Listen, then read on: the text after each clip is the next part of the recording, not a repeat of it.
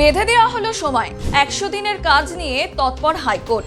দেশের শীর্ষ আদালত থেকে গ্রিন সিগন্যাল পেতেই কেন্দ্রীয় সরকারকে কড়া নির্দেশ দিলেন কলকাতা হাইকোর্টের ভারপ্রাপ্ত প্রধান বিচারপতি সুজয় পাল।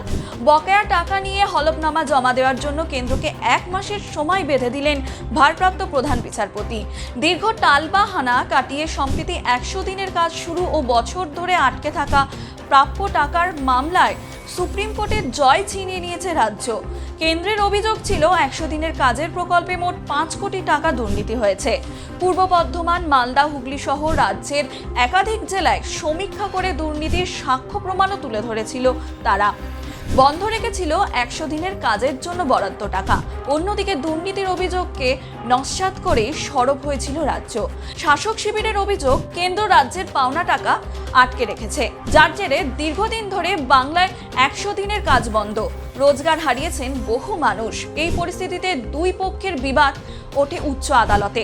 রাজ্যের পক্ষে রায়দান করেন তৎকালীন প্রধান বিচারপতি টি.এস. শিবজ্ঞানম।